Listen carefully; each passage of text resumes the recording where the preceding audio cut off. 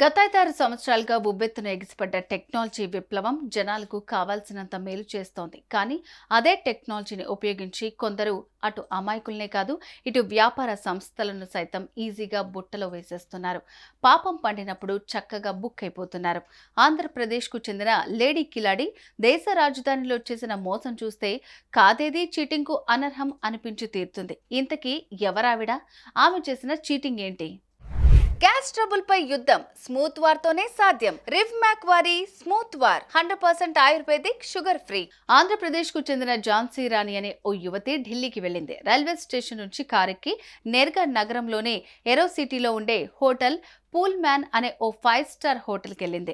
అమ్మగారి డాబు దర్పం చూసి యథావిధిగా హోటల్ రిసెప్షనిస్టులు ఆమెను ప్రేమగా ఆహ్వానించారు.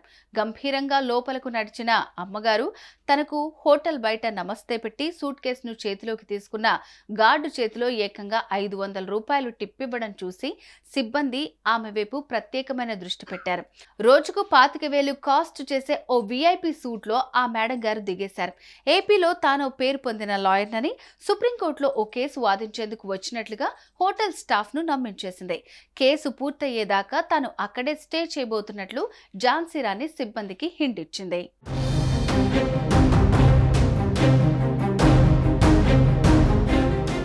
సరే, ఎంత పెద్ద కస్టమర్ అయినా అడ్వాన్స్ అయితే చెల్లించాల్సిందే.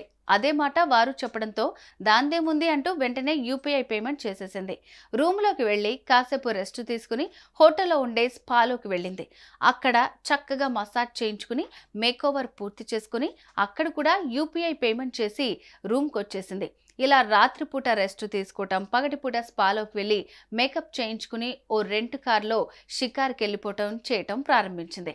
అలా 1 కాదు 2 కాదు ఏకంగా 15 రోజుల పాటు ఆ 5 స్టార్ హోటల్లో ఫుల్లుగా తినటం, తాగటం, మేకప్ వేయించుకుని బయటికి వెళ్ళటం, మేనేజర్లు అడిగినప్పుడల్లా UPI ద్వారా పేమెంట్ చేసినట్లుగా ఫోన్ వాళ్లకు చూపించి రూమ్లోకి వెళ్ళిపోయేది.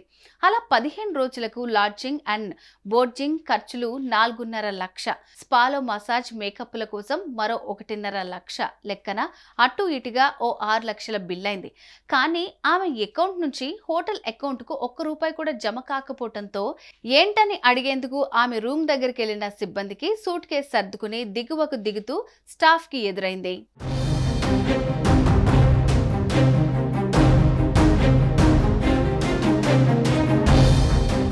అరే ఏంటి మేడం ఇది, మీ అకౌంట్ నుంచి ఇప్పటిదాకా ₹1 కూడా మా అకౌంట్లోకి పడలేదంటూ ప్రశ్నించారు. డోంట్ టాక్ రబీష్, నన్నే సందేహిస్తారా, ఇలా అవమానిస్తారా, ఇక ఒక్క క్షణం కూడా ఈ హోటల్లో ఉండనంటూ హోటల్ బయటకు వెళ్లేందుకు ఆమె చేసిన హడావిడి చూసి హోటల్ సిబ్బంది అలర్ట్ అయ్యారు. ఆమెను మాటలతో మాయ చేసి ఒక రూమ్లో ఉంచి పోలీసులకు ఫోన్ కొట్టారు.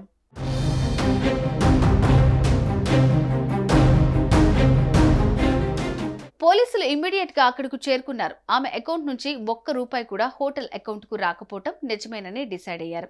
ఆమె ఐడీలు చెక్ చేశారు. ఆమె ఆధార్, పాన్ కార్డులు అన్ని నకిలీవని కనిపెట్టేశారు. ఆమె 15 రోజుల పాటు ఓ ఫేక్ పేమెంట్ గేట్ ను ఉపయోగించి కథ నడిపించిందని తెలుసుకున్నారు. అంతా అయ్యాక అసలు ఆమె బ్యాంక్ అకౌంట్ లో ఎంత డబ్బుందో చెక్ చేస్తే అందులో ₹41 మాత్రమే ఉండడం చూసి కంగు తిన్నారు. సో ఆ మోసకారి మీద సైబర్ యాక్ట్ లో పలు సెక్షన్లతో పాటు ఇతర సెక్షన్ల కింద కేసులు నమోదు చేసి అమ్మగారిని జీపెక్కించారు.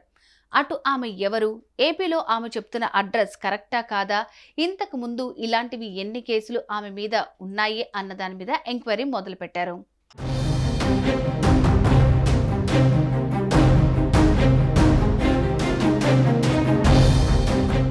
శతకోటి దరిద్రాలకు అనంతకోటి ఉపాయాలు అన్నట్లు కాస్తంత టెక్నాలజీ గురించి తెలిసిన నకిలీ పేమెంట్ యాప్లను తమ సెల్ ఫోన్లో ఇన్స్టాల్ చేసుకుని ఇలాంటి మోసాలకు దిగుతూనే ఉన్నారు. సో వ్యాపారులు, డూప్లికేట్ పేమెంట్ యాప్లున్నాయి, టేక్ కేర్.